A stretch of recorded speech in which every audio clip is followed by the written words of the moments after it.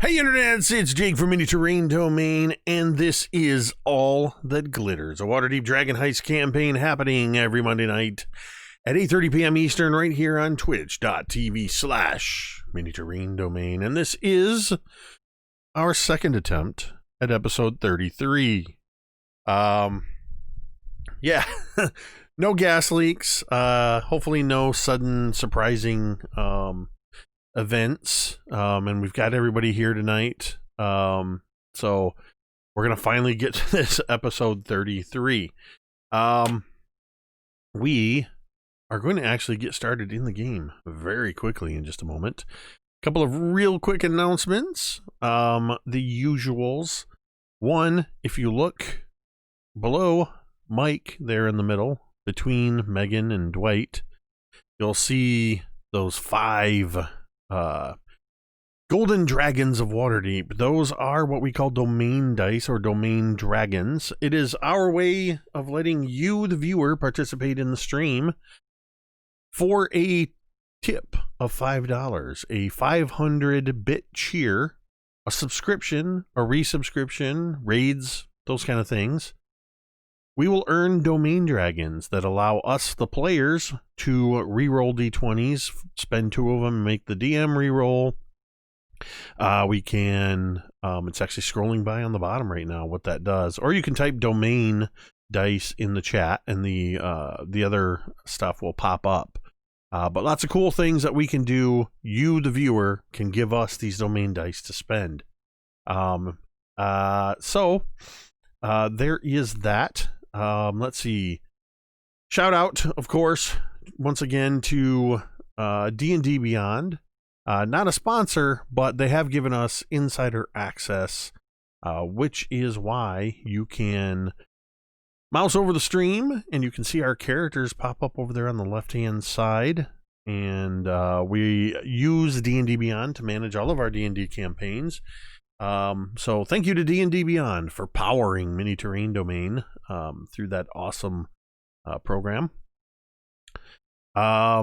Mini Terrain Domain is very pleased to be a partner or partnered with Jasper's Game Day, a program, an organization that is dedicated to raising awareness and elimination of suicide through tabletop gaming, founded by a young woman local here to me in Michigan, to me and Dwight here in Michigan. Any of the money that is raised through various organizations and events, including if you type the word !Jasper in the chat, there is a link that you can donate directly to them, and all of that money goes to fund crisis centers around the country. Or if you prefer, you can type !Coffee, and you will be given a link to where you can purchase Metade roast coffee, a medium Brazilian and Peruvian roast that we have partnered with Initiative Coffee Company's Help Action. Dwight and I actually chose the flavor from a variety of samples. For every 12-ounce bag that you purchase through that link, $3 of your purchase goes directly to Jasper's Game Day. So obviously you see a theme here. We are very much advocates for mental health and seeking out help if you find yourself struggling, particularly where suicide is concerned. That is why we want you to know. We say it every time, but we mean it. You matter. You are important, and your presence in this world makes a difference, whether you know it or not. But if you find yourself doubting that, there are numerous resources available to you. At any time during our streams, you can type !help, as Mike has done here in the chat, and some resource numbers will come up. In the United States, you can call the National Suicide Lifeline 24 hours a day, 7 days a week at 1-800-273-TALK. That's 1-800-273-8255. And if you are a veteran of the armed forces, you can press 1 after dialing that number, and a special VA or veterans counselor will be able to take that call. Or if you prefer, you can text 741-741. In Canada, you can reach the suicide crisis text line by texting Connect for English or Parley for French to 686-868.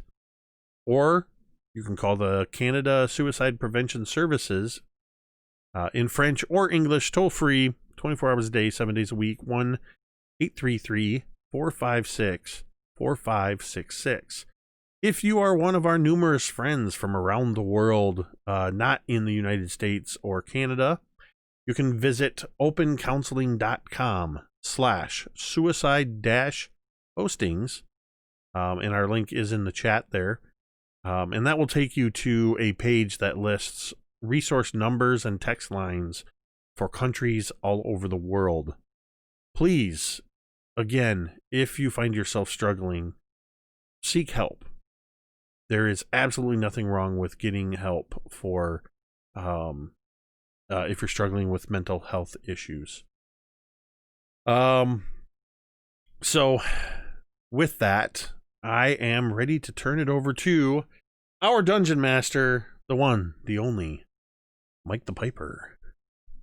Take it away, sir.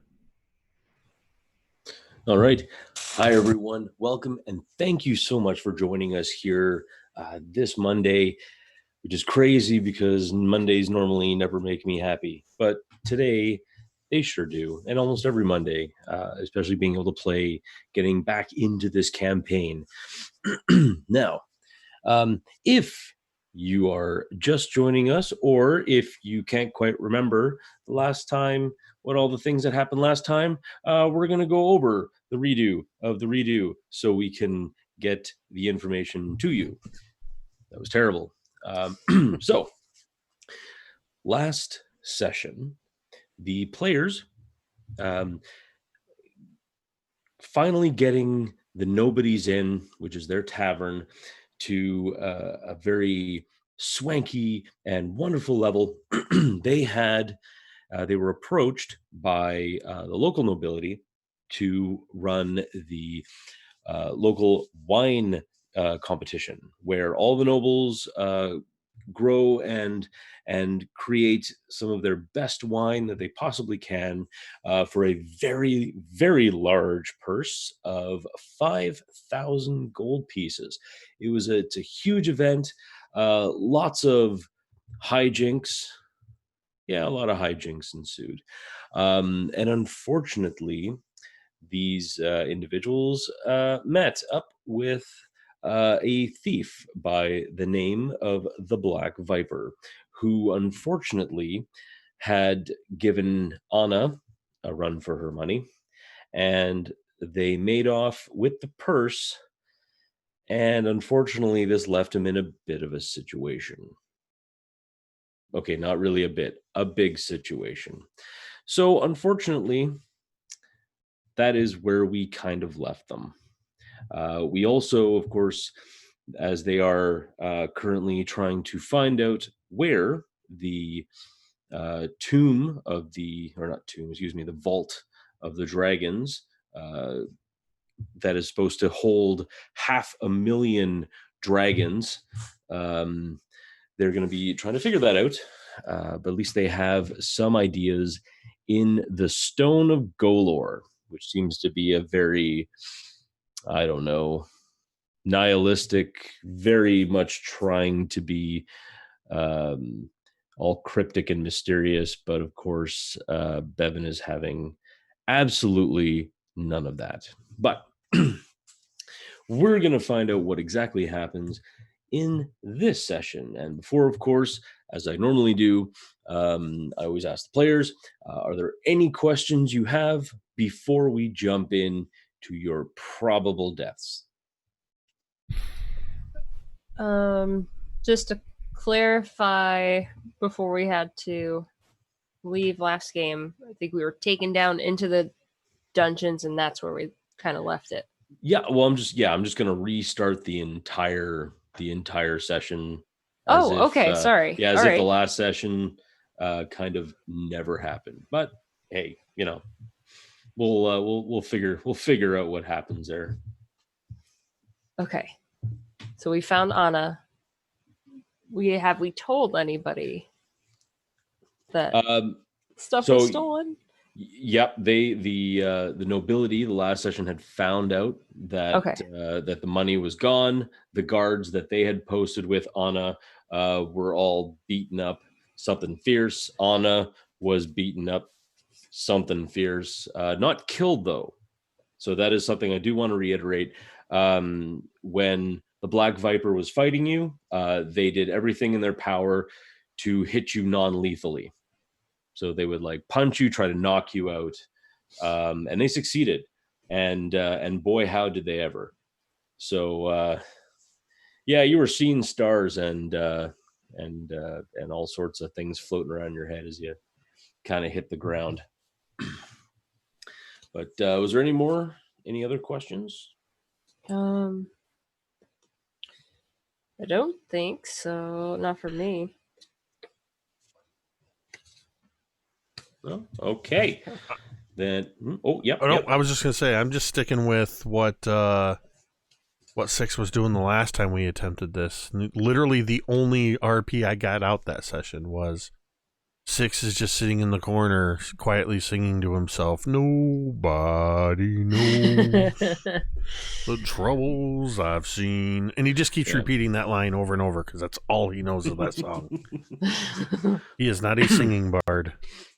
And you clearly remember last evening as the City Watch was brought in to find out what the commotion was, as Lord Than had pointed out that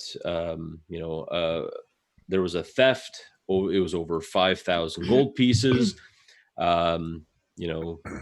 He had explained that he had hired the four of you as kind of not only as a venue to host this event, but you were also supposed to watch it and keep it from getting stolen.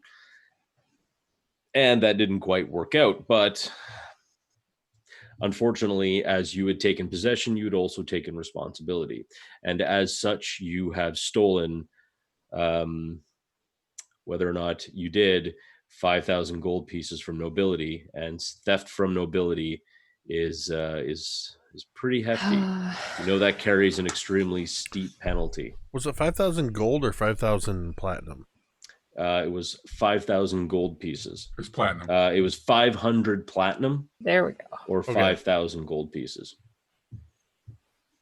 Because 50,000 gold. I mean, look, they're nobility, but they're not nobles. There's no Lord and Lady Bezos in Waterdeep. Let's just put that one out there. So you sit in a small room. It is damp. The air is extremely musty. The door, and there is only one door. There is no window. The door provides really the only light as a small, little kind of window in this door with bars on them. Provides a dim light coming in from the hallway beyond it. You were shoved in here. It was definitely there was very little talking. Any sort of pleading or anything to that effect fell really on deaf ears as you were thrown into this cell. The sounds have pretty much dimmed down from any sort of movement of guards, and everything appears to be quiet. However, you are definitely not alone. Besides the four of you, there is an individual who seems to be kind of in the corner, pressed against it in dark, in the kind of shadow of the room, for what you could call the shadows of this room. What would you like to do?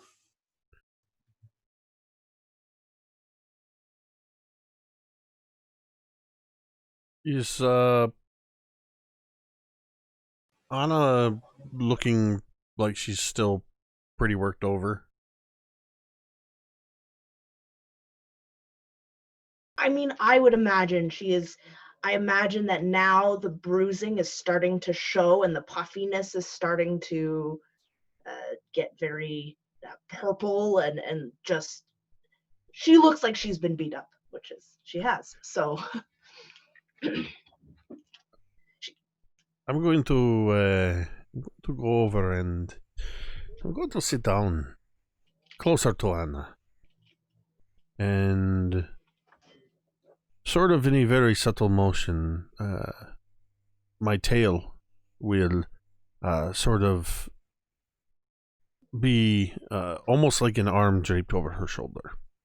And I'm going to attempt, I don't know if this will work, but I sort of, in between, just sort of still singing that nobody knows as a bender, try to slip in the arcane words as I attempt to cast Cure Wounds on Anna.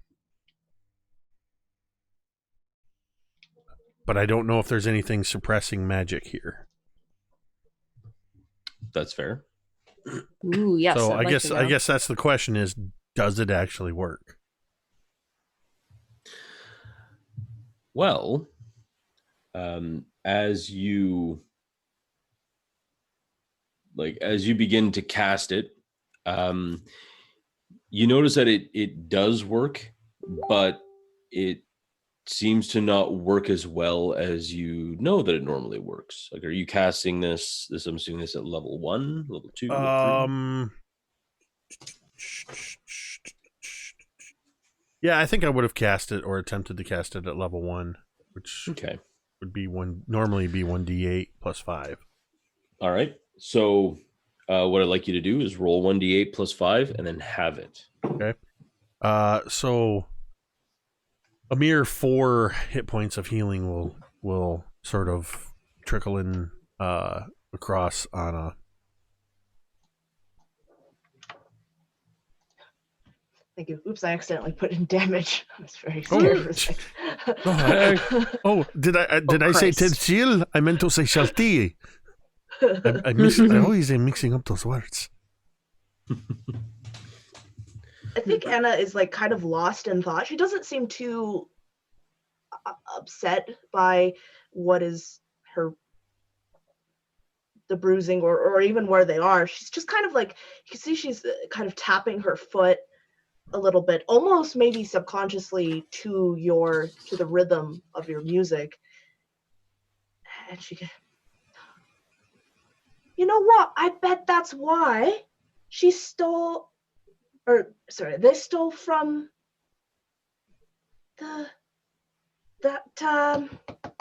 all the blueprints.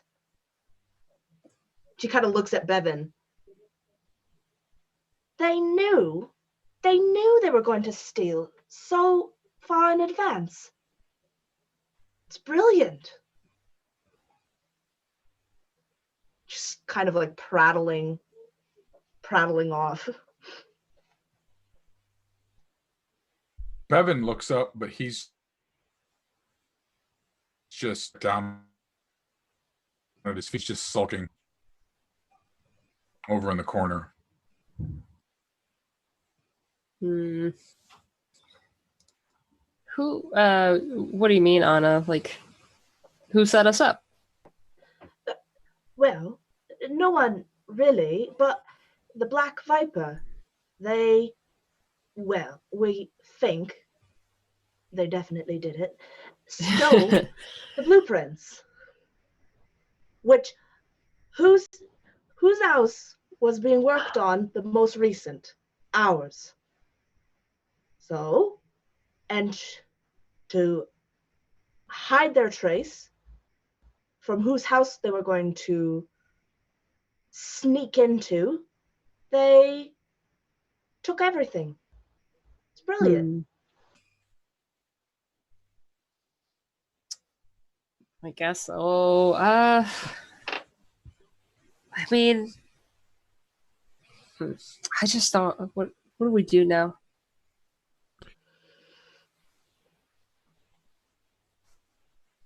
You hear a shuffle and then a voice from the corner. Well, you could always try escape.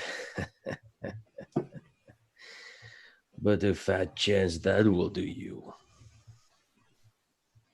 I'm guessing you've tried. No. But something tells me that you four are not here because you got into a drunken scrape at the yawning portal. No, I'd say that's definitely not the reason why. I think Asche would probably look to everybody else. She's not sure if she should really talk about it or not. I think if you're looking over it in our direction, Yeah. this would be. Well, hold on a second. Because I don't remember. It's been a while since I played 6. I gotta roll. Okay. I think 6 would just sort of look at you and just kind of just subtly sort of shake his head no. Okay. Like, don't tell him. What's wrong? Who am I going to tell? I'm here in the black. Was here before you, and I'll probably be here after you. You know that, be that as it may, we don't know who you are. We are entirely unsure why we are here. Well, not to, I mean, we know why we're here, but, we just don't necessarily need to be talking about everything. You know, there's this whole business that, if they're following procedures, there should probably be some kind of imagine a trial or something. Evidence, that depends on what you did. Or did not, allegedly did. I believe that is what they say. This is not the first time that we have been in a similar position in this jail. Not the first time in the last couple of weeks, to be honest. Although the last time it was my fault. Oh, God. I probably shouldn't have said that. You said the black. Is that just a word for the jail, or is that something? Yeah, just like from the okay. from the corner. Yeah, there's just kind of the darkened corner. He's wearing okay. he's wearing actually he is wearing kind of a black kind of torn up cloak, kind of a scraggly salt and pepper beard, kind of just wispily hangs off. His face is mostly covered, but you can see kind of a very kind of a very hawk-like nose, but wrinkles, possibly even a few scars. Who are you? My name's Royce Lacroix. I was a high-ranking member of Zentarum before I was captured. Was hoping that some of my compatriots would release me, but I don't think that's the case. And I don't think there's going to be any happy ending for me. After all, I stabbed the noble. Don't get it wrong, he had it coming, but still. Did he die? I do not know, nor do I care. Did you kill a noble? Worse. No, just a store owner. What, 6? He said worse. What's worse than killing a noble? That's death. Stealing their money. You stole from nobility? No, actually, that is not. Sorry, I did not mean to say that we allegedly we stole. I think at this point, Six is sort of glancing over at Bevyn with this, like, you're usually the one that thinks, like, give me a hand here. In fact, I think he says that. Yeah, allegedly. Bevyn, this is not a position I am used to being in, where I am the one doing all the talking. Well, that is not true. I am used to being the one doing all that. I should not be talking in these situations. Six. Is what I'm trying to say. Well, Bevyn, did you steal from nobility?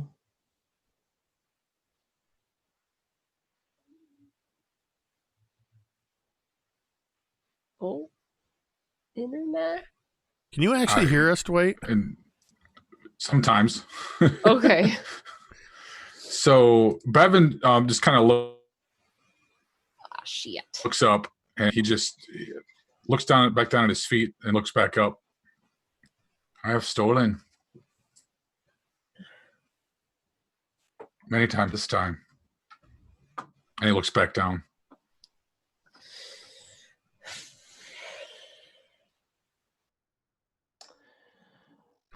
Well then. And he stops for a moment, and you hear the sound of the door, kind of this big, like, and on kind of just the door opens up. And stepping through the door is none other than Mert and Lady Laeral Silverhand, the Open Lady of Waterdeep. She walks in with Mert by her side, and she says, I see that the four of you have definitely gotten yourselves into a bit of a mess. Although that seems to be the case for you usually?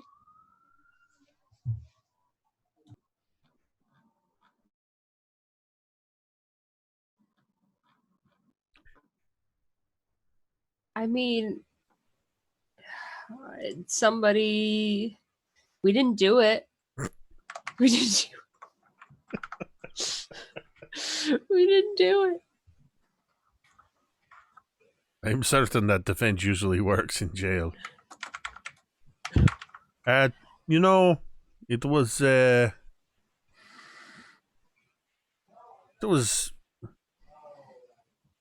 was definitely a frame up, I think. This is the kind of thing where somebody went to great lengths to make us look like we were guilty. Put us in a very precarious position, and now here we are. And for what it seems as if all the evidence is stacked against us. It would appear so. I mean, the four of you did have access to a safe. And then Mert kind of pipes up.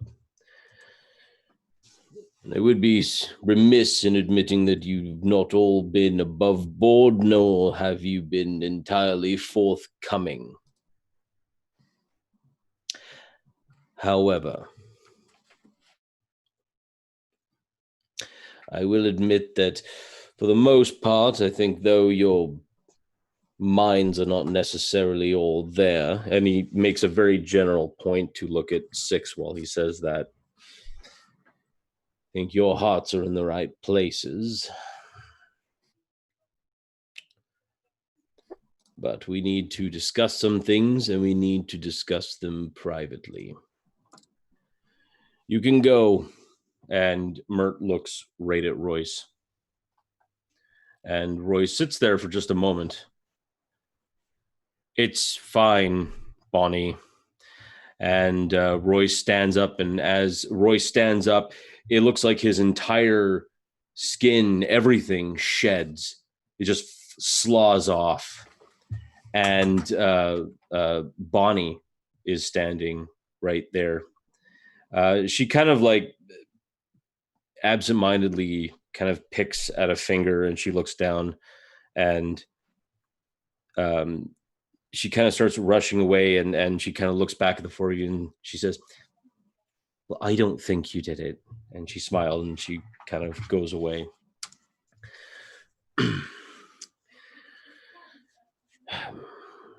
Mert silently looks at Lady Laeral Silverhand, and Lady Silverhand looks back at him, and she nods, and Mert kind of snaps his fingers, and almost as if like appearing out of nothing, you see what looks to be 4 guards that were not, you could not see before. This kind of come out of this shroud. These look like these 4 loyal protectors. The invisibility spells on them drop as they kind of turn and walk out, slamming the door behind, and now you're quite properly alone. See, Asche, that is why we always have to be very careful about what we say. Wait a minute. You started. Look, see, Whatever. We're here. sometimes instead of silence, it works to throw a whole lot of words out there, and then what? They just stop But I feel listening like you to you. didn't want me to tell. You're not as skilled at burying your meanings in a lot of nonsense like I am. I guess bards are good at that. I don't know about bards, but Six is good at that. Oh, fine. Let's see where this takes us. If you are quite finished. Sorry. Not even a little bit, but please do go on. Oh, I could leave you here. Oh if no, you no, like. I mean seriously, do go on. We definitely want to hear what you have to say. You have our attention. Right. Yes. According sorry. to Bonnie, it appears that, at least what you've said, we believe you. We believe that you're innocent. Also, the Lady Silverhand and I have been speaking about this incident of the gold dragons. And we're very curious to see what you would possibly do with it. So, of course, we had to find out what you have done with this possible 5,000 gold pieces, whether or not you're incredibly full of avarice, but clearly not. Now we must know what you plan on doing with this vault that you seek.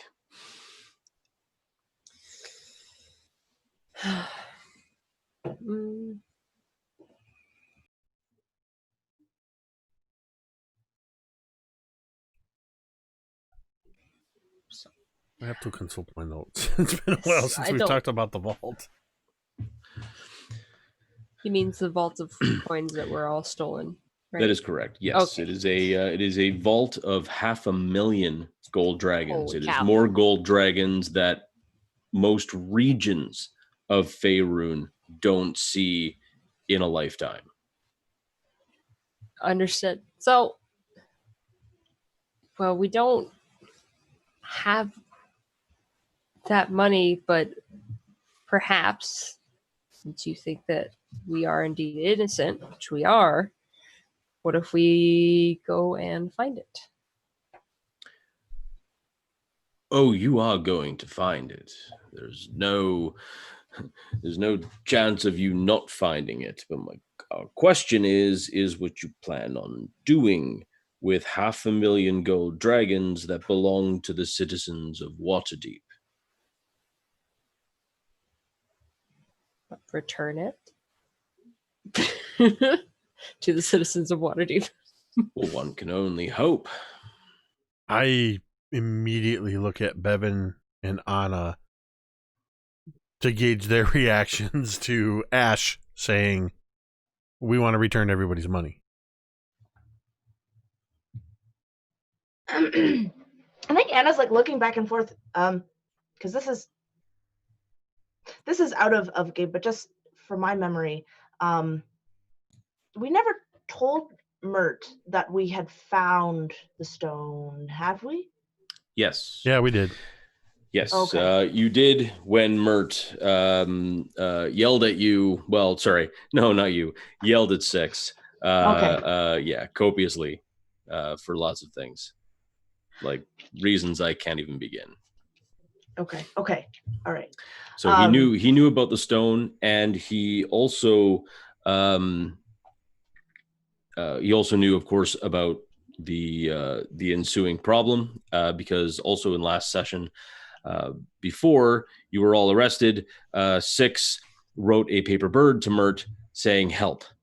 And so Mert took that as to the favor that Mert owed you is kind of getting worked on right now. Cool. So, you're asking us what we're going to do with gold in both cases that we don't even have yet. Maybe we should go one step at a time. Get the gold first, and then figure it out, right? The idea is, are you going to take 500,000 gold pieces, transport it somehow out of the city, and then never be seen again? I feel like you're implying that we have it, which we don't. No, we're not. I'm not implying that you have it. Our concern is are you going to get it and then run off with it? Look, I'm not the smartest tool in the shed. We know. Sometimes when I'm walking around, people make the shape of an L on my forehead, on their foreheads, and That's understandable. look, if we had, or when, apparently, we find this missing vault of so many gold dragons, plus apparently probably these other missing 5,000, how do you think we would be able to disappear with that and not be conspicuous? I cannot even imagine a world in which we would be able to get away. Look, have you seen my tuxedos? You'll see my tuxedo when we went to the opera. I don't exactly blend in. If I were to try to take money and suddenly have this incredible windfall, you would know it because I would have the most amazing clothes. You thought crushed blue velvet and gold was crazy. I've got some ideas. I'm just saying, it's not like we could take something so incredible and just blend into wherever. We would stand out, and I would imagine we would be marked. You most certainly would be marked, and you would be hunted down till the end of your days by bounty hunters and assassins who would ensure that you were brought to justice. However, we are offering a solution. And he kind of looks at Lady Silverhand. Lady Silverhand steps forward. The city of Waterdeep we are ready to offer you a finder's fee. If you locate the gold dragons and you let us know, and you point us in the right direction, we will give you 10%, which is extremely generous. 50. We are going to give you 10%. You're not going to get it without me. I want 50. That's true, but right now, the vault is safely locked away in Waterdeep somewhere. I can offer you 10% and the assurance that nothing horrendous will happen to you. and you will be allowed to leave. 50,000 gold pieces is more money, and even you would pick up on that as well. That it is more money than even kings have seen in their lifetime. I just stare back down at my feet. Fair. Also, the issue with the nobility is a very tricky one, and one that unfortunately I've had to deal with. Currently, your inn, as it were, your domicile, is being held by House Violent until you can pay back the 5,000 gold pieces that you owe them. I have spoken to them on your behalf. They were quite impressed about that, and they have seen that leniency would be important. So they have asked for no punishments, they've asked for no imprisonments, and of course also you're all still alive. That being said, if you do find the treasure, we are going to pay back the nobility for you. And so you do not have to worry about it. The only thing that we're concerned, of course, is finding this rogue, this black viper.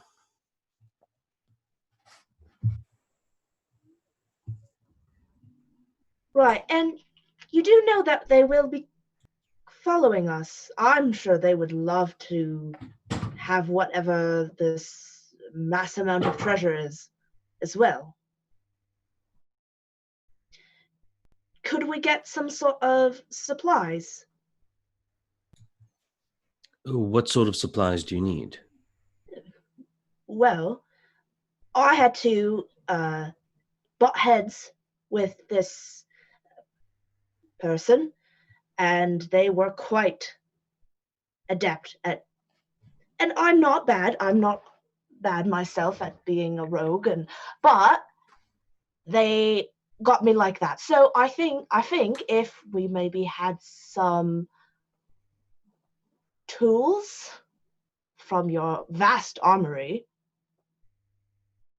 maybe access to some Potions? potions, poisons, just as an example. Well, poisons are out. We do not deal in poisons. You'd have to deal with an assassin if you wish to procure some of that, or a herbalist. Weapons, once you leave, all of your weapons will be given back to you, as well as your armor. And if there are any health potions or anything else, we can supply you with certain things to get to where you need to get to. So, yes, sure, that's not a problem at all. That would be greatly appreciated. Thank you. All right, then.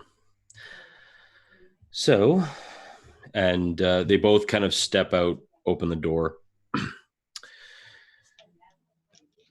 Just understand that you cannot go back to your home until you've dealt with this situation.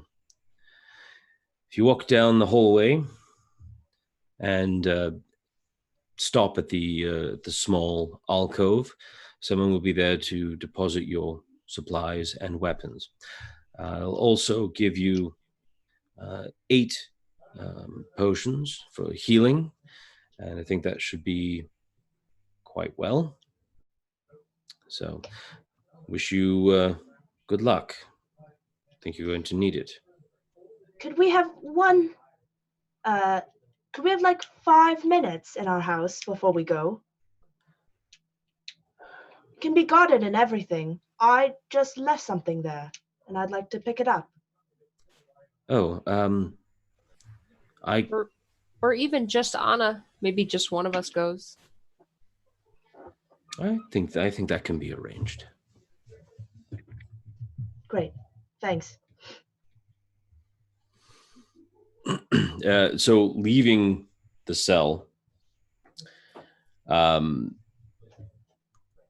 you kind of make your way down. Lady Silverhand and Mert are kind of walking in front of you, and the guards are walking behind you. You go down the corridor. You see an alcove, kind of with an individual, kind of just standing there. You see all of your gear. Your armor's laid out quite nicely. Some of it's actually even been washed, which is kind of not too bad. And all your stuff is kind of ready. Everything: swords, bows, arrows, all that jazz. So you have all of your gear back.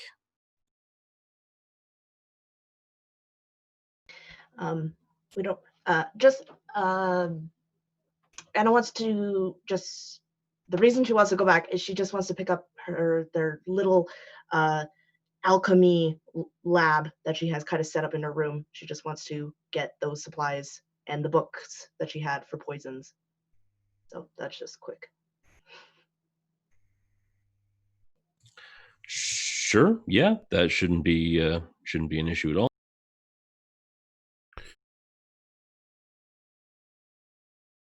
Has she given us the healing potions at this time? So are we just distributing those 2 apiece then? Awesome. Okay. And also, it's their medium, the mid-tier potions, which are, I think it's 2d4 plus 4. 2d4 plus 2 is the standard. Oh, okay. So I think it's probably like 3d4. No, 4d4 plus 4 is the greater. Mid. Yeah. So they're greater healing potion. Yeah. Okay. Sorry. Brain. Just having a brain moment. It's all right. Excellent. Cool. Did they give us, given the reason that we were imprisoned, I feel like this is a fair question. Did they give us back any money we had on us when we were arrested? Yes. Okay. Yes. I did not have a lot.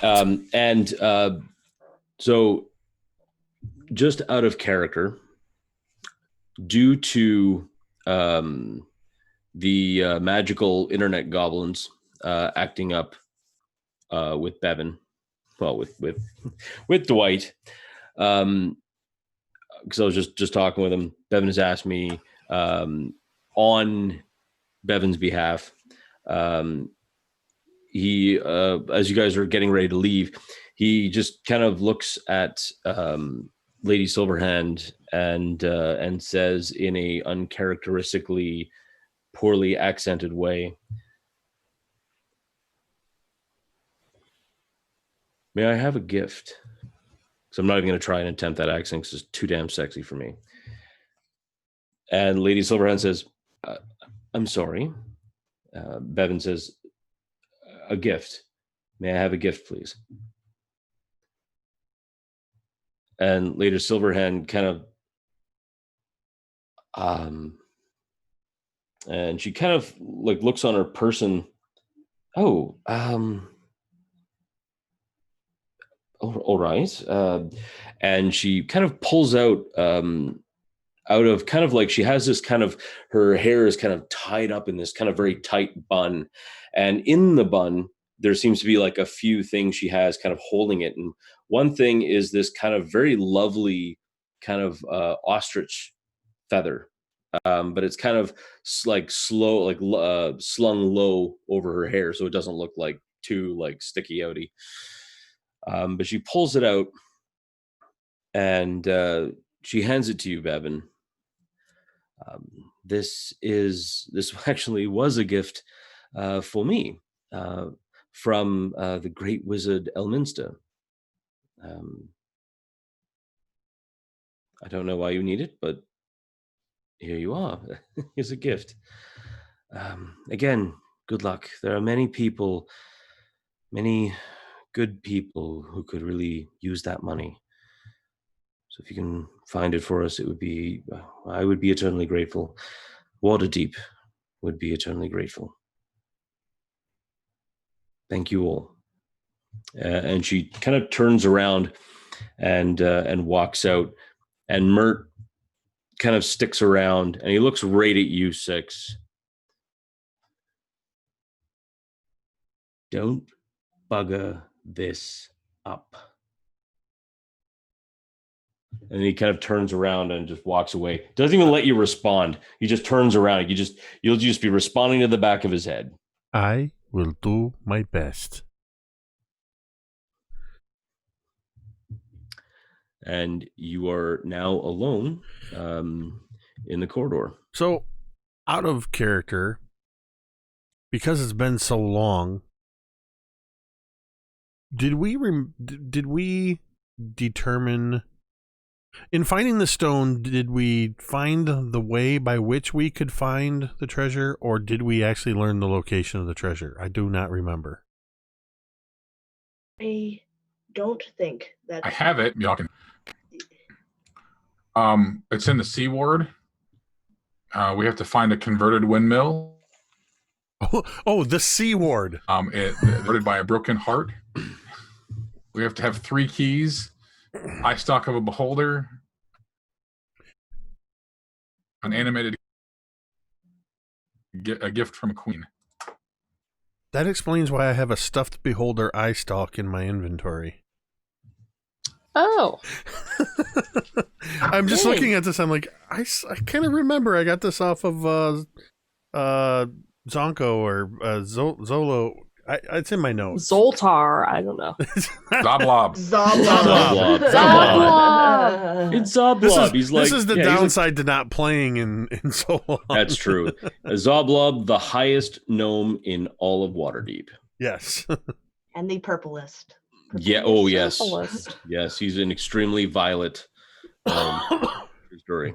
So we need an animated construct was the last thing. Yeah. And we were going to go to the temple.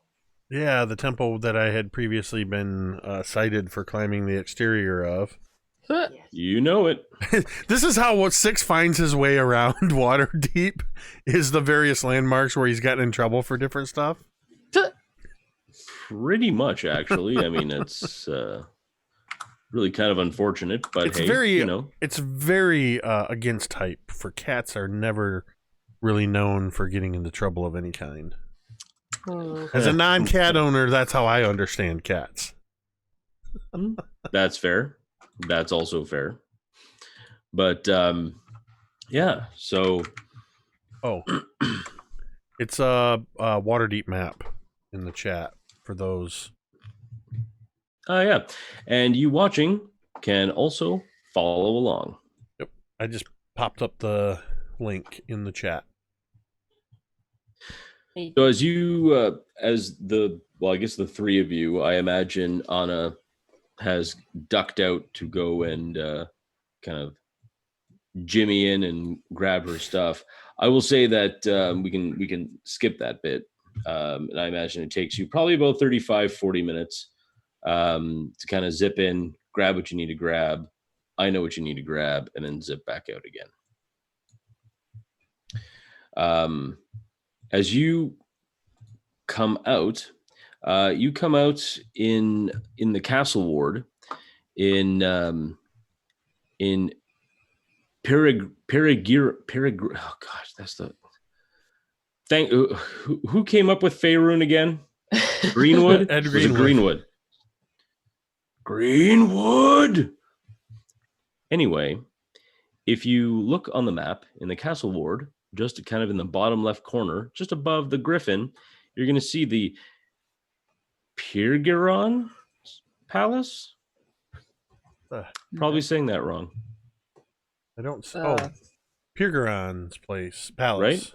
Is that Pirgorons? Piran? Yeah, that's Look, that's a word. Look, yeah, okay, good. You leave there. Okay, you walk out of there. Oh boy. And of course, to your right, you see the large tower of Agheron's tower, which is who was a great and very, very powerful wizard who lost their mind in the spell plague quite a few years ago. You are on the Street of Silks. Where would you like to go from here? Street of Silks. I'm trying to find it. Oh. Okay. Yeah, it's not labeled, but it's that little fortress-looking thing down in the corner of the castle ward. Yes. The griffin is labeled, and we're on the Street of Silks, and I'm trying to remember where the temple was. North, wasn't it? Suppose trace past. Ash, I don't think you were with us when we went to this temple. Probably not. Kiara was with us. Yeah, then I have no clue, and Ash is just following along for this travel montage. Montage. I mean, I feel like is it called the Temple of Gond? Wait, was it? Is it the Tower of Luck? It is not. That is the Temple of Timora.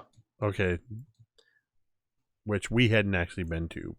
That is correct. Well, I mean, actually, no, that's not true. I believe the four of you did take a very brief stop in there. Oh, yeah. The door slammed on us when we were trying to get in. Yeah. We did not know the password. Truth. Oh, here it is. The House of Inspired Hand. There you go. Nailed it. Yeah, so it... as we step outside the Pirgiron, I looked it up on the Forgotten Realms wiki, the pronunciation. Nice. It is Pirgiron. As we step outside of Pirgiron, I sort of look at everybody and I turn and immediately I take about 3 steps to the southeast, and then I pivot on my left foot and go the exact opposite way. This is the way we want to go. Heading up the Street of Silks as we make our way up to this place, which is quite a ways up in the Seaward. The Seaward. Like you said C word, and I was like, wait. That's what I thought Dwight said earlier. Wait, was the C word, and I'm like, what? What? What is going on? So we're heading towards the Griffin and that little. We're heading north of that. Oh Christ! Okay. Yeah. So so basically, you're headed towards the Lady Dreaming. If you look up from Pirgiron's castle or palace, excuse me, and then basically you're headed up towards the market. Got it. And as you make your way, kind of pushing past the, surprisingly, it's late morning. You didn't realize you were down there for that long. Time just seems to have kind of not really, kind of stood as still, especially since you can't see, you couldn't really see outside, so you didn't know what was going on. But yeah, it's late morning at this point. As you've all been kind of traveling through, you finally hit Street of the Singing Dolphin, and then Diamond Street, and then you make your way up to the House of Inspired Hands with its massive bronze doors in the front. And before you knock on it, I think this will be a good time to hopefully take a break. Maybe we could see if we could sort some stuff out, maybe, and we can be back in just about 10 minutes.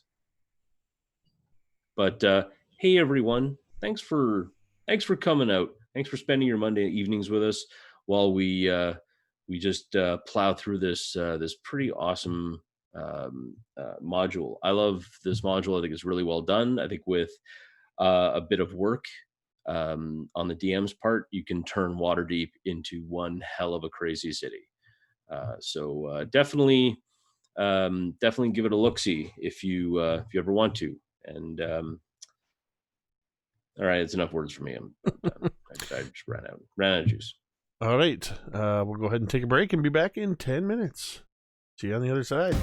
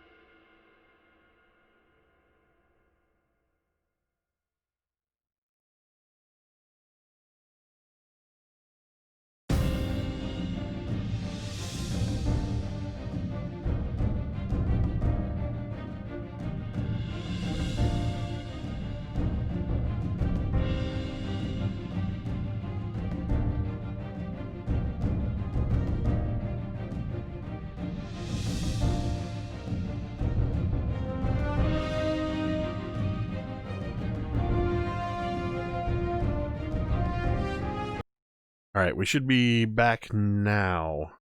I almost caused right. another technical problem. Don't do that. Why Nope. you got to do that? Why you Yep. got to be like that? Okay, so approaching the large bronze doors, you see that you can see again the intricate carvings. Actually, for you, Asche, this would be the first time that you are seeing this these doors, and they look to be. It's almost hard to describe, but it appears to be reliefs carved into the doors of people using technology, almost since Waterdeep was only 2 homes and perhaps a wayward inn. And this, of course, being thousands of years ago. But as technology progresses across both doors, you see all the different things that people have used throughout it. And of course, this temple, this is a temple of Gond. Gond is a god of technology, and many people all across the Sword Coast, so you would have heard of this god as well, that you can, like, people go there to kind of pray for inspiration, mostly of a technical nature, and the doors are always open, as of many temples, and as you see, the 2 large doors are closed, but a small inset postern door inside the right hand door is open. And sure enough, you can just walk on through, unless you want to climb the building again. Now, Asche, you look at this incredible tower, and it is amazing, and the workmanship is beautiful. And you look at all of those nooks and crannies, and you might be thinking those would make wonderful hand and footholds, and you could get to the top very quickly from outside. Let me just tell you, don't. You tried that, didn't you? Yes. Yes. Why? The city guards did not like it. Look at me. I am a tabaxi. We like to climb. I know, but even a tabaxi has a reason to go climbing random walls, right? Do they? Are you that much? It was relevant to what we were doing. I just thought, hey, this might be the easier way. Turns out it was not. I can imagine. He really just wanted to show off, I think. I'm very certain that Anna may have goaded me. Most definitely. So, I definitely am not interested in climbing. You guys have been here before. What is it that we're looking for? I know we need that. It's not an artifact. What was it again? It is a very peculiar. It is like a person, but not a person. It is made of things, not flesh and blood. It was made of metals and moving parts and magic. And was it? I think. Didn't you guys encounter one when I got hit by that apple cart? Actually, I think that's when you first met us. Yeah. In that alley. Fighting yes. that thing. Right. I didn't get a good look at it. What was it called? Oh, crud. Well, I'll give a point of inspiration to someone who remembers what it's called. Give me a second. No cheating. Something right. No. Nimble-right. Nimble-right, yeah. All right. Give it to Megan. I have a point of inspiration. I'm gonna give it to Cassie, because Cassie shot through it. That was a champion level. I apologize, Cassie. I thought that was Megan that said that. Sorry, so I just get you got it. I know. I'm like, give it to Megan, and Cassie's like, what? Wait a minute. What I meant was, don't give it to me. So yes, it is anyone but 6.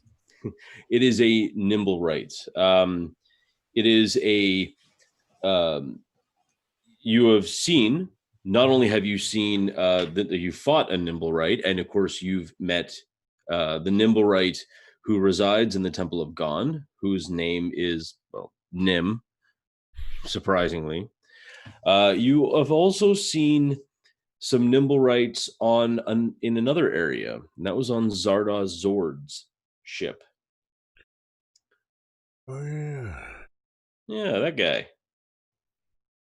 Yeah, you two flirted with each other, then you never Yes, saw him again. Zarda Zord. Yes, we have a friend in the Zarda Zord that he is a very nice man, and he had a few of them as well. So I guess, maybe if things don't work out here at the Temple of Gone, we could always go see Zarda Zord. Wouldn't mind seeing him again. Two of you, again, in the same room. I think I'd die. Oh wait, Well, what it may happened? be what we have to deal with. Sometimes you're going to have to put up with a little bit of uncomfortableness. Who's this Zardon? Zardo Zard. Take 6, right? Take 6. Yes. There you go. You have it. And he is not a tabaxi per se, but his spirit and his personality, and he is quite a charismatic fellow, and somebody who is very nice to be around. That doesn't sound too bad. Just really quickly, have you actually gone in? No, I think we're probably outside. Okay. We're Okay. outside Loitering. talking. Because I think like in the middle of your conversation, there are people like coming in and out. Oh, excuse me, pardon me, excuse me. If you're not going in, and like people just like kind of moving in and out. Oh yes, I guess we should probably go in. I feel like Bevyn is not quite feeling himself, or he would have told us to shut up and get inside. Probably. Yes, he definitely would have. If only he were here. So as you all walk in, Asche again, first time, you see kind of a very beautiful, but very, I guess like almost like a technically perfect looking temple interior. Everything is in like exacting right angles. The stonework looks like it was cut with a laser. And down the hallway towards the kind of main worshiping area, you see these kind of glass boxes of what looks to be like different pieces of technology created across the Sword Coast and even beyond into Faerun. As you kind of begin to walk forward, for both, for Six and Anna and Bevyn, they see a familiar face. You see the Dragonborn Valletta coming towards you, and she bows, and in a very kind of very stoic way, welcome back. What brings you back to the Temple of Gond?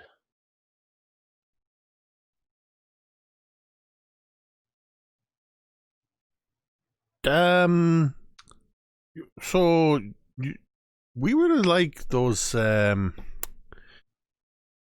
We missed Nim. We missed the Nimblewrights. And I think we were hoping that maybe we could employ a Nimblewright for a period of time. I see. Well, since you have been gone, we have been speaking, Nim and I. And, well, you see, I feel that I was a bit harsh to them. One moment. And she kind of leaves for about a good 5 or 6 minutes. And she comes back with Nim. and suddenly 6 becomes invisible. I No. am still here. It's a weird wild magic surge. Oh, that old chestnut. Sorry, I had to take my sweatshirt off, and I didn't want to accidentally reveal anything and break terms of service on Twitch. That's fair. That's fair. So as she returns with Nim, she kind of stands behind Nim as Nim kind of begins to sign. So Nim says, "Hello, friends. It is good to see you again. When I spoke with Priestess Valletta, she understood that I want more. I want more from here. I am not just a thing. I want to be me. So I hear that you would like to ask me something."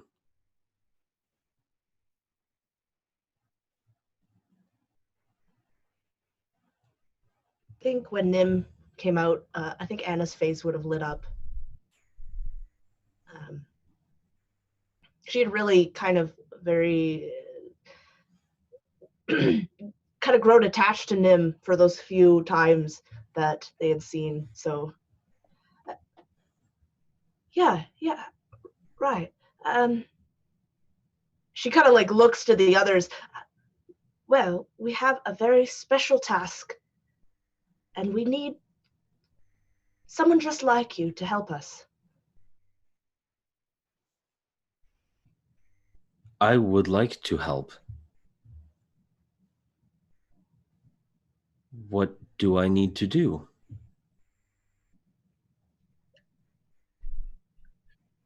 Just be yourself, but with us. And Nim kind of cocks his head to one side, kind of like a puppy, when they kind of hear things.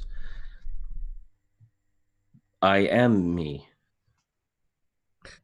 Well, then you are halfway there, my friend. Right.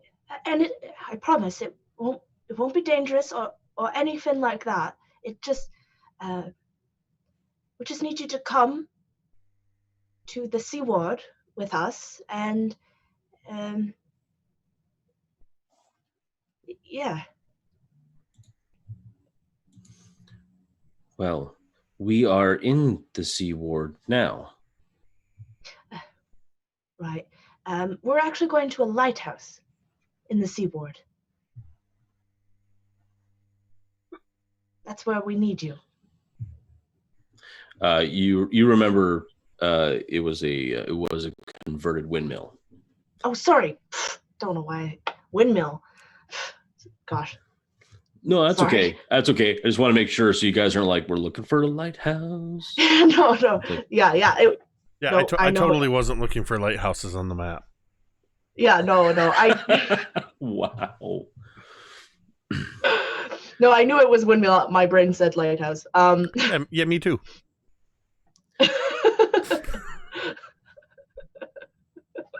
Continue on. Sorry. Never mind me. Well played, Jake. Well played. So Nim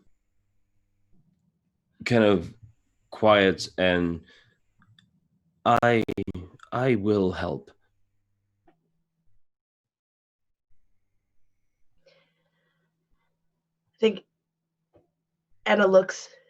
That'd be wonderful. We'll get you back here safely as soon as we can. Will there be danger? I think Anna, like, something catches in her throat. She'd like to say no, but she just. We prefer to think of it not as danger, but adventure. And there's like zero expression off of Nim's face, mostly because they're unable to smile or anything. Nim nods their head and kind of reaches back. They have a kind of a small like pack kind of on their hip, and reaching in, they pull out a bird, a mechanical bird. And you recognize it as the bird, well, at least the head portion of it, that was returned. But you see now the bird has been reconstructed.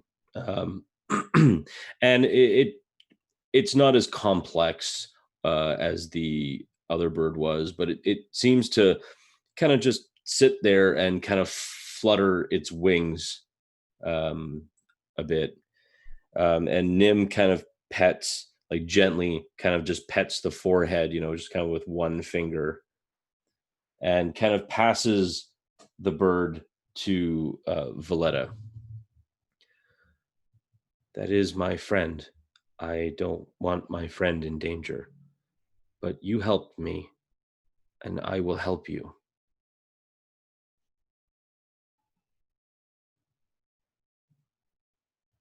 So we should go to this windmill. Yeah. And I think Anna would look to Valletta. We'll get him back in a few hours, I think. Is that all right? Yes, the doors to the temple are always open. Please try to keep Nim safe.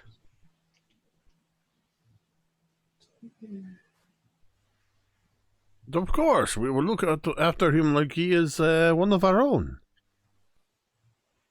I mean, essentially, you are one of us now. Excellent. Good. Well, I will leave you to it then. Good luck, Nim. Help them be safe. And Nim kind of signs back, and then kind of stands there and waits to move, or at least waits for you guys to lead him.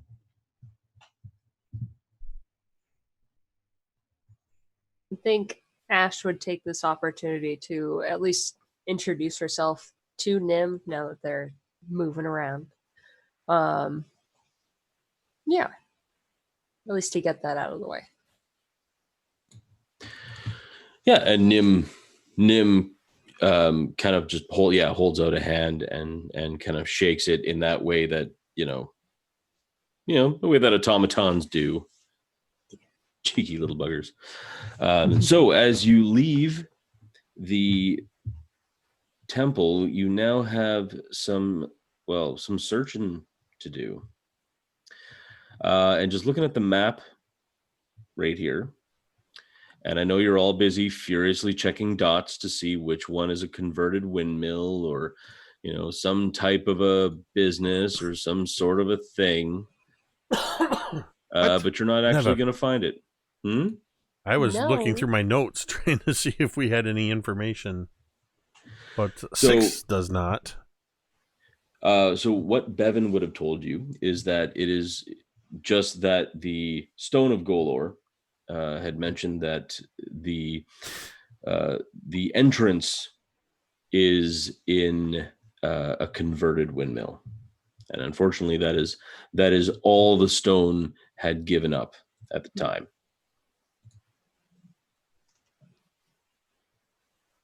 So, where do you think we should start? A converted windmill? What about... Wasn't it a tower? No, shoot, what was it?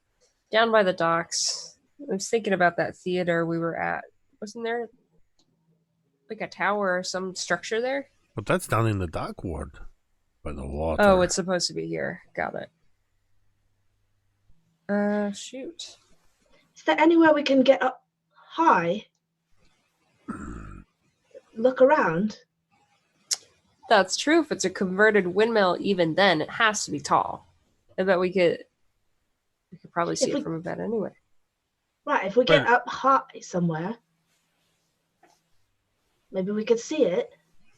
It's still late morning, Mike. At this point, it's probably afternoon, given going out, walking through the crowds and everything else to get to the Temple of God or Temple of Inspired Hands. So yeah, Okay. it's early afternoon at this point.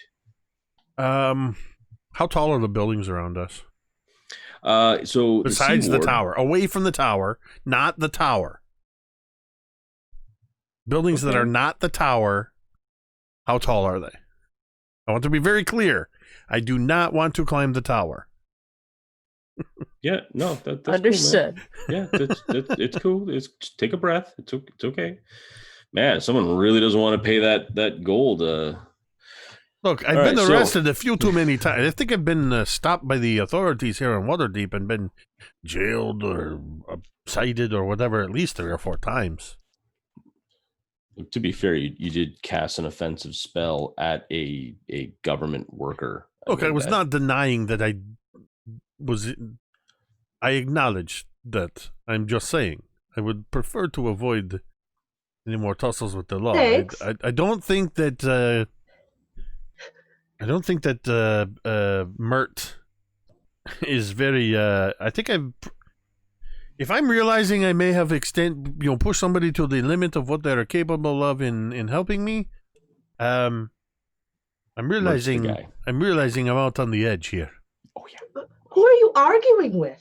It's like, Oh, I'm sorry. Was I saying all of this out loud? Oh boy. Sorry, Are you okay? Are you okay, Six? I'm okay. It's just sometimes I hear this voice in the back of my mind. Anyway. I call him Mike. I can break Anyway, the fourth wall too. I know, buddy. It's okay.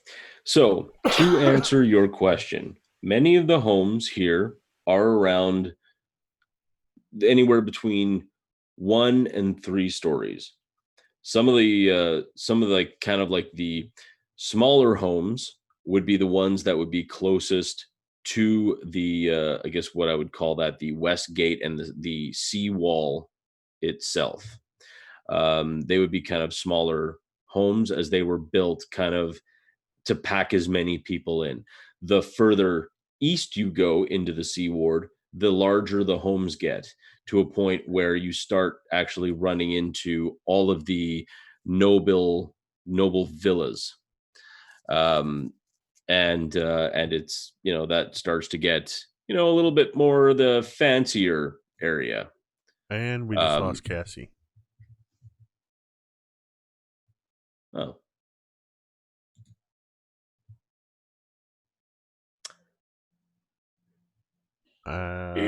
Internet. You know what? How about this?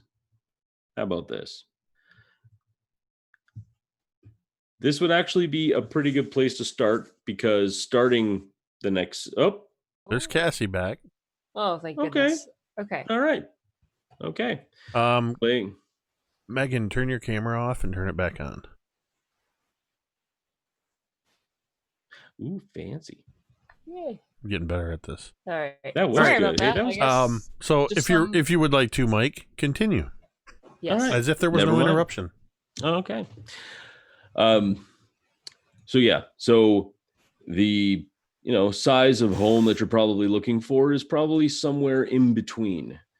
There's a few blocks, about 2 or 3, and we can just skip and carry on with the search. I will say though that if we just want to just start searching, I'll get you to roll for it. And it'll be an investigation check or a perception. Yeah, I mean, I feel like we would Actually, kind probably of. investigation. I kind of imagine maybe encouraging Nim, kind of explaining, hey, this is what we're looking for, is some kind of a something that used to be a windmill, but it is not anymore.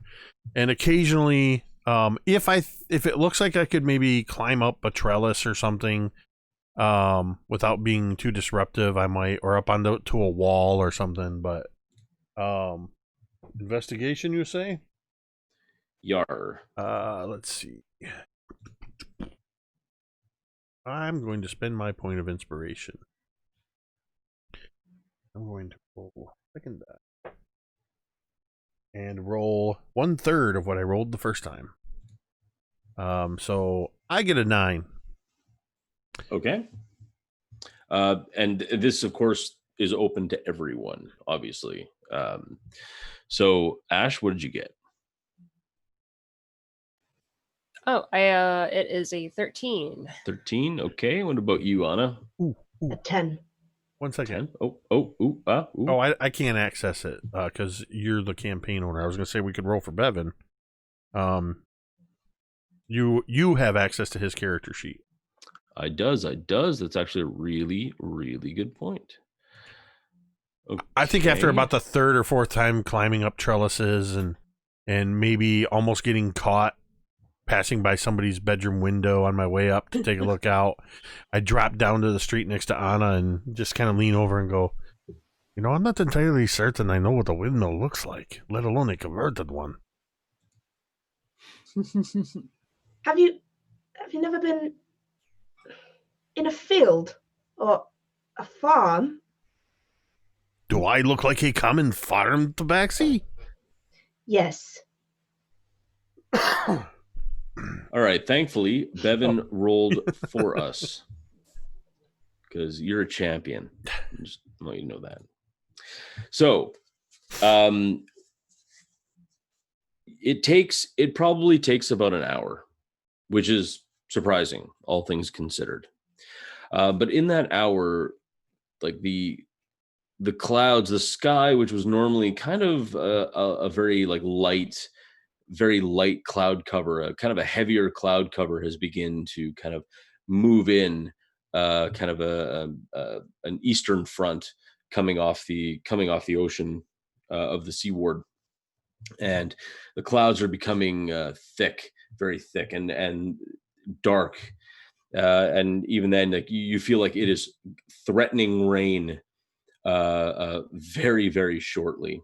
But you end up finding, and you do see that it did definitely a building, used to be a windmill, and it appears to be kind of a small one-story outcropping attached, probably a little bit later on, to this extremely dilapidated looking tower.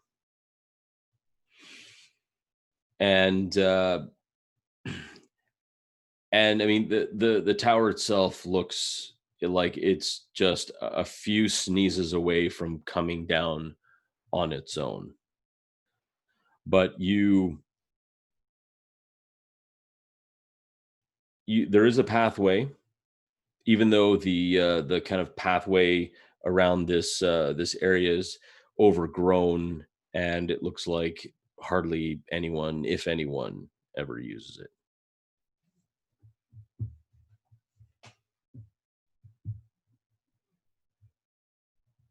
Oh, what a decrepit looking place here.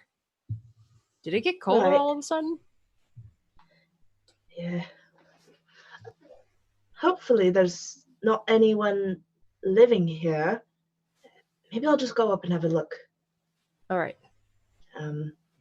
Anna's gonna go up sneakily and try to just kind of peer into this dilapidated, if there's any like windows or even cracked or something, just to see if there's any person or anyone in there. Sure. And you're okay. So the pathway up, the pathway kind of forks off into 3 areas. You see that there are 2 doors on the ground floor in that kind of like I would call it, I guess, a west wing of the of this windmill, and you see another door that's kind of like directly ahead, that's kind of attached to the windmill, and this kind of like major outcropping building. She's going to go towards the building itself that it's out and just try and see if she can see any movement. Sure. You eventually, you kind of find, like, as you kind of make your way around the big circular tower portion of the windmill, you do catch a glimpse of a window. Looking in, you just see a staircase, a stone staircase that looks like it's curving upwards. Okay. But no, nothing in there, no even like a hint of maybe someone was there, like smoke from a cooking fire or anything like that. I mean, not that you can see from there. Okay, yep. Okay, so Anna's just gonna go back quickly and... Right, looks like the coast is clear for now. Or mostly clear. So, All right, let's go. I guess we just try the front door. Should we see if there's a different way in? Saw a few openings. I mean, whatever you think is going to be less discreet. It's probably like late afternoon now, if not evening. No, it's early mid-afternoon. Okay, Like, let's say around noon, 1 o'clock. got it. I think we should just go the most direct. All right. I think Ash would, I think just go right up to the door and just maybe slowly. No. Yeah, just open the door. All right. Just gonna go barging in. Okay. as Ash grabs the door and starts to open it, I'm going to try to reach out and stop her from turning the knob. All right. Okay. Just put a hand on her hand. Make me opposed dexterity checks. 6, you'll do it with advantage, and Ash, you won't. I only got a 2, so I rolled a 12 on both dice, so I got a 15. There you go. I just reach out and put my hand on yours and stop you from turning the knob. Generally, when it comes to entering places like this, we like to have Anna or Bevyn take a look at the doors. You know, sometimes, especially when we're going places where maybe we're not supposed to be, people like to put traps. Sometimes the door is simply just locked, but I would really hate to see you turn the knob and then turn to dust. yeah, I'm not used to this whole adventuring thing, so thanks for looking out. I'm not going to lie. I have singed my whiskers more than once, so this is a learned lesson, and I'm happy to have learned that lesson on your behalf. And then I would sort of gently, as I step aside, kind of pull Ash to the side a little bit, and gesture almost like a sort of a bow indicating the door for either Anna or Bevyn to do their thing. Yeah, I can imagine you look back and Anna's standing quite a ways back, just kind of like looking with this like mischievous little smirk on her face. But I know what's gonna happen. Christ. Okay. But then she would come up and check the door, then, I guess.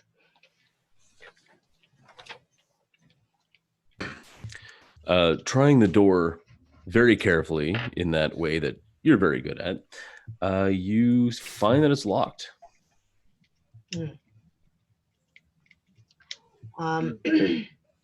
Okay, so then she's gonna take out her tools then, and after she kind of has inspected the lock a little bit to see if there's any sort of mechanism or anything that she can see that might trip something, she would begin to try and pick the lock.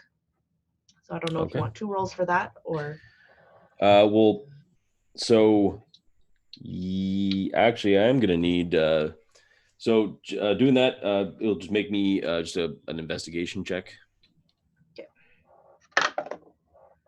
It's a 12 on the die. 15. Looking, I mean, you're used to seeing like small pins, maybe even like a little dart launcher or something that would like some poison or something. You see none of the usual telltale signs of like anti-theft devices. So the lock appears to be just a bog standard lock. But the lock is set into the door. So it's not like there's not a deadbolt lock on the outside, like kind of, locking it up. It's actually like set into the door, much like our standard deadbolt lock. So yeah. So now you can make a sleight of hand check to Jimmy the lock. However, I also would like, I'll get 6. I want you to roll me a D100. All right. Got my special blue and gold 6 dice here. Roll good. That is going to be a 15. Okay. I got a 13. As you're kind of like playing around with the lock, Asche and 6, what are you guys doing? Trying to be inconspicuous, but probably not doing a great job at it. She doesn't know where to walk or what to really do while Anna is taking the lock. There's this I imagine there's this weird moment where 6 is strangely the one who is herding cats now. As Anna's trying to do her thing, 6 is sort of like trying to show Asche how to sort of slip into the shadow, stay back against the wall, out of the way, and then reaching over and grabbing at Nim and pulling them kind of out of the middle of I imagine them just standing there and just sort of this is the part where we're trying, the part of the adventure where we want to be very quiet and very sneaky, which means we can't stand out in the open, we can't just walk into doors. I mean, this is you've seen how we start to do this once we get going, Asche. Nim, do what we're doing for the most part. And Nim nods their head. Okay. All right. I just I still feel out of place at times, I miss my clay. If this thing works out the way it sounds like it could work out, you're going to be able to buy a lot of clay. And as you finish kind of picking the lock, it actually takes quite a bit longer than you thought it would have. The lock seems to be different. The tumblers seem to move in a different way than locks normally do. And it takes probably around 10 minutes for you to sit there and just slowly chip away at this thing. You were ready to give up at one point, but you persevered, mostly because you didn't want Nim to look unfavorably upon you while you're trying to pick the locks. I'm trying to look cool in front of the nimble rate. Come on, guys. So as soon as you finally get that satisfying click, behind you hear a voice.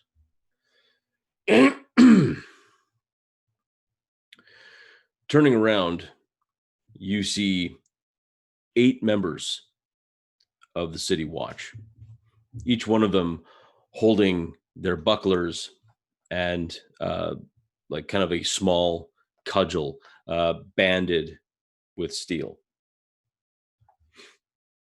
One of them, you presume to be in charge, takes a step forward, says, So this then, and that's where we're gonna end tonight's session. By all of the cursed gods. I swear, But that makes me. it's that's not so my exciting. fault. It's a very Han Solo moment. It's not my fault. It's not my fault. It's not my fault. Thanks everyone for joining us. We're in a bit of a pickle. Well, they're in a bit of a pickle. I'm just sitting back and laughing maniacally in my own sadomasochistic sort of way. And unfortunately, unfortunately, Bevyn was having a bit of a problem with the old internet. So unfortunately, hopefully we'll get that sorted out by next Monday. But we're gonna see how these 4 merry miscreants get themselves out of this one. And again, you've been so patient and so wonderful, and thank you so much. And I'm having such a blast playing with these kids, and I can't wait to play with them next Monday. Actually, well, I guess it'll be Sunday, but then Monday. Yeah, that's right. Thanks to everybody who tuned in tonight. And thanks to everybody hosting the channel. There's a lot of awesome people out there that have been hosting the channel just about every stream. I think we got set up on a few auto hosts. But some people that we know, like the Crafting Muse and Initiative Coffee Company, but other friends out there. Lily42 is hosting the channel quite a bit. Of course, Dwight, Big Bearded Nerd, since he couldn't be with us, decided to host the channel. So obviously, thank you for that. And I know there's a few more in there. I can't see all of them at the moment. But we really appreciate it. And if you like what you see tonight, first off, thank you so much for just bearing with the tech issues. You know, the internet is the internet. The internet's going to internet, and there's nothing you can do about it. But if you like what you saw here, you can join us every other Tuesday, though we will not be playing tomorrow due to numerous other commitments. But every other Tuesday, we have a Legends and Legacies Tales of Phandelver game happening here at 8:30 p.m. Eastern. On Alt Tuesdays, which means next Tuesday, you can find me and Megan over on the Dice on Ice RPG YouTube channel for our Curse of Strahd game that Megan is running. On 2 Wednesdays a month, the second and the fourth Wednesday, you can see Megan producing and playing, and Connor, the other half of Dice on Ice RPG, running Spire the City Must Fall. Thursday nights is our Dawnbringers campaign, where once again, you will see Megan here on the channel. And that is, along with some other amazing people in that game.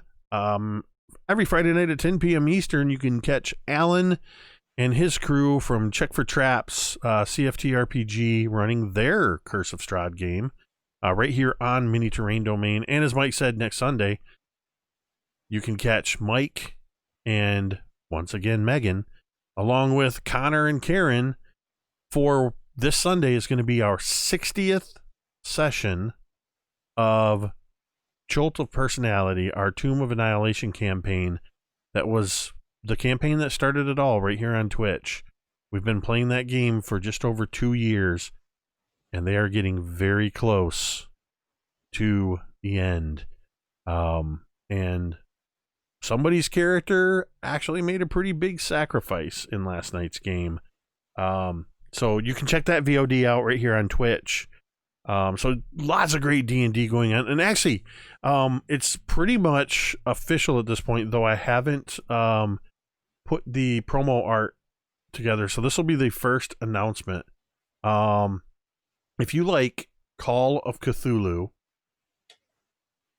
and you like grindhouse movies of the 70s, friends of ours, you've seen Alex from Captain Gothnog from Critical Hit Publishing. You've seen him here on the channel on our Halloween games the last 2 years. Alex and Ian from Fantastic Dimensions have just released a scenario for Call of Cthulhu called Highway of Blood. And we are going to be playing that here on Mini Terrain Domain. It is going to be myself. It is going to be Megan. It is going to be Karen. It is going to be returning again from the Halloween shows. Our friend Carrie and Dwight will be joining us as well, playing through the scenario game mastered by Captain Gothnog himself, Alex. And it will be a mature audiences only event. But that will be happening on Wednesday, February 19th at, we're still not sure on the time yet. We might end up going a little bit earlier if we can. But it'll be at either 8 or 8:30 p.m. I'm very much looking forward to it. It's going to be some gritty, mind-bending Call of Cthulhu. And it looks like it's going to be a pretty dope scenario, and we'll have links throughout that for you to be able to go out and buy your own copy and run it at your own table. So if that's your jam, be sure to tune in for that. So with that, we're going to go ahead and we are going to get out of here. Again, a huge thank you to everybody who joined us tonight in the chat. And as always, thank you to Mike for running such an incredible campaign with this Waterdeep Dragons Heist. Thank you to Dwight, Megan, and Cassie. And thank you, Cassie, to your cat, who was always there in the background. You get to see both of them tonight. So with that, we're going to go ahead and end the stream. And we're going to end the stream the same way we end every stream. And you can say it with me if you want.